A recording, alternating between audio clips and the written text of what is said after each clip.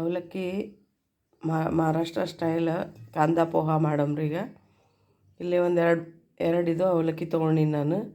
ಇವೀಗ ತೊಳಿಬೇಕು. ನೀರು ಹಾಕಿ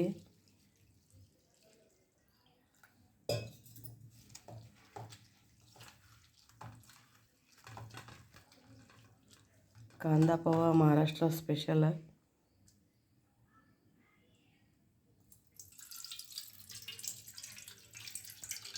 ಇದು ಯಾವಾಗ ಮಾಡ್ತೀವಿ ಅವಾಗೆ ತೊಳ್ಕೊಬೇಕು. ಮತ್ತು ಮೊದಲೇ ತೊಳೆದಿಟ್ರೆ ಮುದ್ದೆ ಆಗ್ಬಿಡ್ತಾವೆ.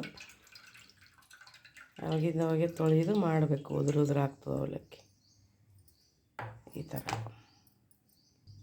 ಒಗ್ಗರಣೆಗೆ ಎಣ್ಣೆ ಹಾಕಬೇಕು. ಇದಕ್ಕೊಂಚೂರು ಎಣ್ಣೆ ಹೆಚ್ಚಿಗೆ ಹಿಡಿತದೆ, ನೋಡಿ ಹಾಕಬೇಕು. 3 ಚಮಚ ಎಣ್ಣೆ ಹಾಕಿವಿ.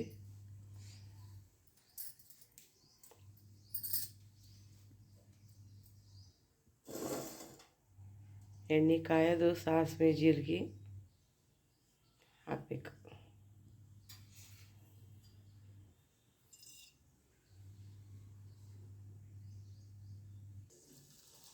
ಸ್ವಲ್ಪ ಜೀರಿಗೆ ಅದೆಲ್ಲ ಚಟಪಟ ಅನ್ನೋಣ.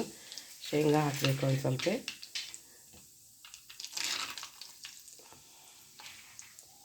ಶೇಂಗಾ ಒಂಚೂರು ಕೆಂಪಾಯಿತು ಅಂದ್ರೆ ಉಳ್ಳಾಗಡ್ಡಿ, ಹಸಿಮೆಣ್ಸಿನ್ಕಾಯಿ ಹಾಕಬೇಕು.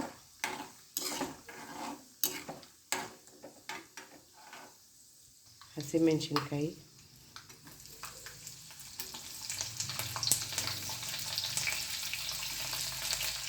ಕರಿಬೇವು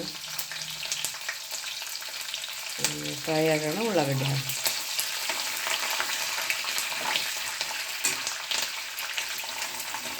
ಉಳ್ಳಾಗಡ್ಡಿ ಸ್ವಲ್ಪ ಹೆಚ್ಚೇ ಇರಬೇಕಂದ್ರೆ ಚಲೋ.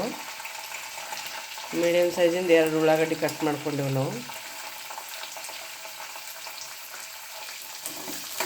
ಕಾಂದಾ ಪೋಹ ಅಂದ್ರೆ ಅವಲಕ್ಕಿ ಉಳ್ಳಾಗಡ್ಡಿನೇ ಹೆಚ್ಚಿಗಿರಬೇಕು.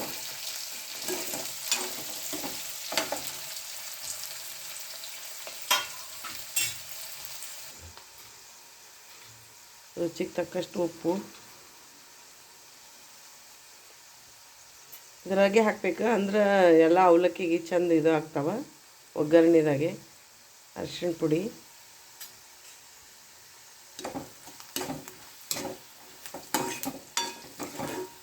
ಉಪ್ಪು ಎಲ್ಲದಕ್ಕೂ ಹತ್ಕೋತದೆ ಹಿಂಗೆ ಹಾಕಿದ್ರೆ.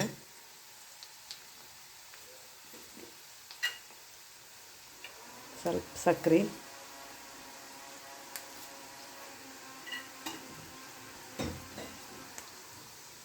ಇದೆಲ್ಲ ಚಲೋ ಫ್ರೈ ಆಗೋದು.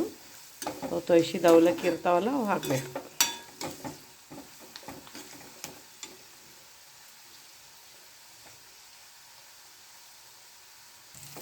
ಅವಲಕ್ಕಿ ಹಾಕಬೇಕು. ಹಾಕಿ ಚೆಂದಾಗಿ ತಿರುಗಾಡಬೇಕು. ಅದು ಈ ಥರ ಕಲಿಸ್ಬೇಕು.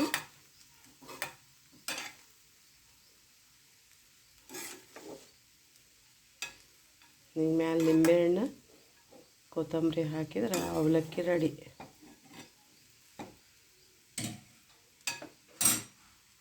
ಮಹಾರಾಷ್ಟ್ರ ಸ್ಪೆಷಲ್ ಕಾಂದಾ ಪೋಹ.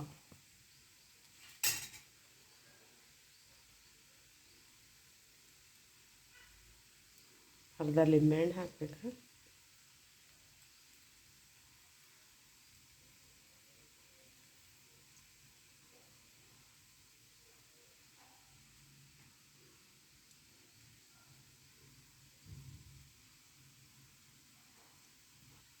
ಕೊತ್ತಂಬರಿ ಚಲೋ ಕಲಿಸ್ಬೇಕು.